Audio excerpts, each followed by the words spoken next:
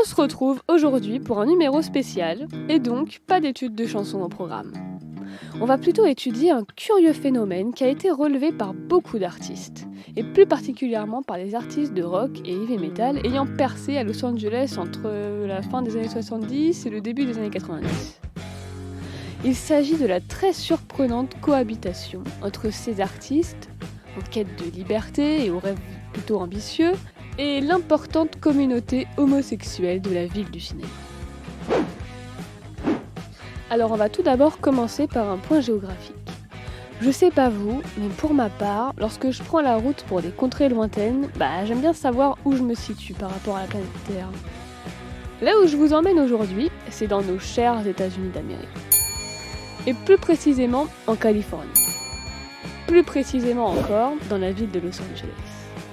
Sauf que LA, c'est une ville qui est véritablement énorme. Pour vous donner une idée, Los Angeles fait pas moins de 1299 km², soit pratiquement 13 fois Paris. Mais nous, bien sûr, c'est pas tout Los Angeles qui nous intéresse. Je dirais même que c'est une toute petite partie d'un tout petit quartier de Los Angeles, le Sunset Strip, dans le quartier de West Hollywood. Pour bien comprendre l'enjeu géographique d'une telle cohabitation entre deux communautés si diamétralement opposées que les rockers et les homosexuels, on va faire un petit point d'histoire. Dans les années 20, West Hollywood n'était pas rattaché à la ville de Los Angeles. Le jeu était interdit à Los Angeles mais autorisé à West Hollywood, ce qui a contribué en masse à l'implantation de boîtes de nuit et de casinos. Dans les années 60, le Sea Rose, qui est l'un des bars les plus attirants, rencontre des difficultés financières et manque de dynamique. Et c'est dans cette optique qu'il organise les premières soirées gays, masquées sous l'appellation Thé dansant. C'est le coup d'envoi menant à l'ouverture des premiers clubs gays et à la flexibilité des lois discriminatoires contre les homosexuels. Ce qui, dans les années 70, ouvre la voie à une migration massive de la communauté LGBT du reste de la Californie et des États voisins, où les règles étaient bien plus strictes et où surtout les lois étaient appliquées au pied de la lettre. Muni de sa réputation de village gay, West Hollywood a été la première ville américaine à avoir un conseil municipal majoritairement gay. Et en 1985 a été mis en place un registre pour conjoints homosexuels. De l'autre côté, la plupart des lieux de rencontres et de concerts des rockers se trouvent sur le Sunset Strip, qui lui-même se trouve à West Hollywood. Parmi ces lieux privilégiés, on peut évidemment citer par exemple le Wenbo, où tous les jeunes musiciens en devenir se pressent pour essayer d'apercevoir leurs idoles déjà célèbres, qui reviennent en ces lieux pour se divertir, comme par exemple The Osbourne ou les membres de Van Halen, qui reviennent très souvent sur le Sunset Strip.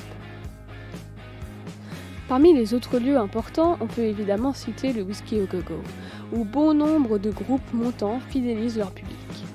Et puis on peut aussi relever que la plupart des clubs de striptease et des magasins de musique se trouvent aussi sur le Sunset Strip, là où bon nombre de rockers passent leur temps évidemment. Soulignons que les deux plus importantes salles de concert où percent les groupes désormais connus, comme les Guns N' Roses, Mötley Crüe, Elegance, Metallica, Quiet Riot, ce sont surtout le Troubadour et le Starwood. Et ces deux salles ne se trouvent pas sur le Sunset Strip, mais elles se trouvent quand même à West Hollywood, et je dirais même en plein centre de West Hollywood. On va maintenant s'attaquer à l'aspect social du phénomène. Si géographiquement la cohabitation semble assez inévitable, d'un point de vue social, c'est un peu plus compliqué. Comme je le disais au début, la cohabitation entre les rockers et les gays peut paraître plutôt surprenante et assez inattendue même. Mais en y regardant de plus près, c'est finalement pas si étonnant que ça. En fait, ce quartier de West Hollywood est tout simplement habité par les communautés qui vivent en marge de la société, qui sont tout simplement exclues par la société.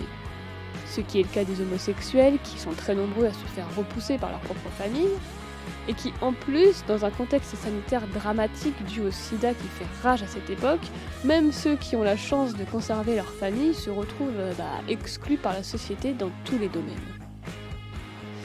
Les rockers, quant à eux, sont expulsés par leur famille parce que trop turbulents, ou tout simplement parce que leur musique n'est pas accessible pour tout le monde. Des fois, ils quittent tout simplement le foyer par choix personnel pour aller jusqu'au bout de leurs rêves et pour mener à bien leurs projets. Exclus et incompris de tous, il n'est pas si surprenant que les uns comme les autres se retrouvent au même endroit. Et avec eux se trouvent bien d'autres minorités sociales qui sont également repoussées par la société, comme les prostituées, les stripteaseuses, l'industrie de la pornographie, les dealers de drogue.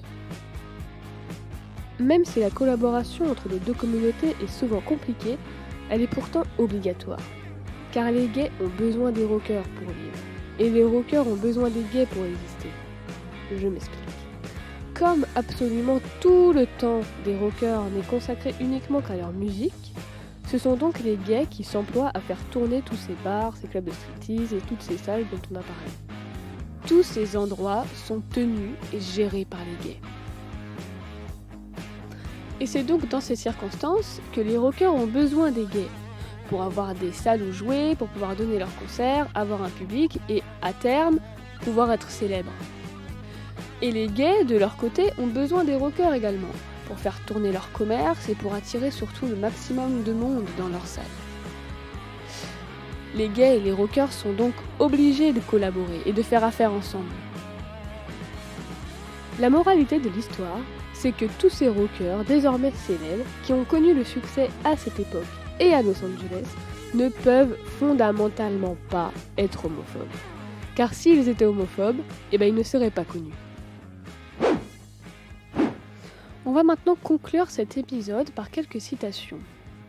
Je vous ai dit au début qu'un bon nombre d'artistes soulèvent ce phénomène dont on a parlé. Et voici maintenant quelques-uns de leurs témoignages, dont un, soyez avertis, est plutôt poignant. On commence par le témoignage de Nikki Sixx, bassiste de Motley Crue. On s'est trouvé un endroit où répéter, au-dessus d'un bar gay, le Spotlight, à l'angle de Selma et Kaunga, à quelques pas du Walk of Fame d'Hollywood. Ce local était tout petit. On avait l'impression de trimer à l'arrière d'un camion. Mais nous l'avons conservé tout le temps où j'ai joué avec London. L'univers gay était nouveau pour moi. S'il y avait une scène gay dans l'Idaho, elle devait être très underground. Mais les portes du Spotlight donnaient sur un carrefour très animé où les clients s'agglutinaient. On trouvait ça sympa. Ils nous rappelaient Bowie, les New York Dolls. Mais on n'y entrait jamais. Non pas parce que nous n'avions pas l'âge légal, ça tout le monde s'en foutait. Ou parce que nous étions hétéros, ça ne regardait personne. Mais juste parce que nous étions fauchés comme les blés. Le témoignage suivant est celui de Slash, le guitariste des Guns N' Roses. Il y avait tellement d'animations la nuit à West Hollywood et Hollywood, toute une faune homosexuelle, aux alentours du Fresh Carter, un restaurant gay très chic, et des bars gays comme le Rusty Nails et d'autres, qui se retrouvaient coincés au milieu de la scène rock à dominante hétéro. Steven et moi trouvions bizarre la juxtaposition des deux. Il y avait tellement de gens curieux partout, et on aimait s'imprégner de tout cela, même si c'était étrange et absurde. En grandissant, Stevie et moi nous sommes retrouvés dans pas mal de situations délicates, mais apparemment sans gravité.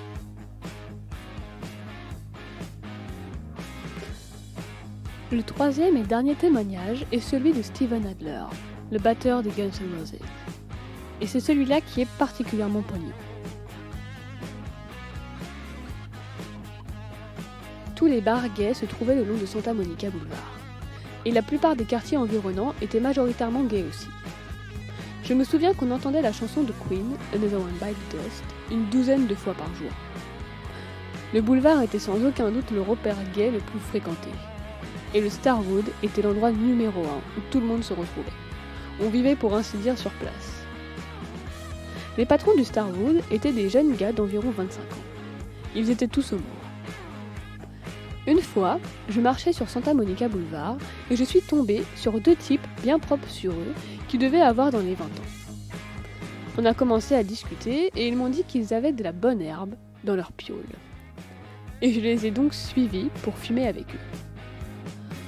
Nous sommes arrivés dans un petit appartement merdique où attendait un autre mec qui, celui-là, avait dans la quarantaine et l'air crasseux du loser complet. Je me suis sentie immédiatement mal à l'aise. Quelque chose clochait. Le mec se leva et ferma la porte derrière moi. « Tu veux de l'herbe, petit ? Eh bien moi aussi, je veux quelque chose. » Les deux jeunes types avaient perdu leur attitude amicale. Ils se placèrent derrière moi, tandis que le loser s'avança et passa sa main dans mes cheveux. Je vous épargnerai les détails scabreux, mais je peux dire qu'ils m'ont bien esquinté.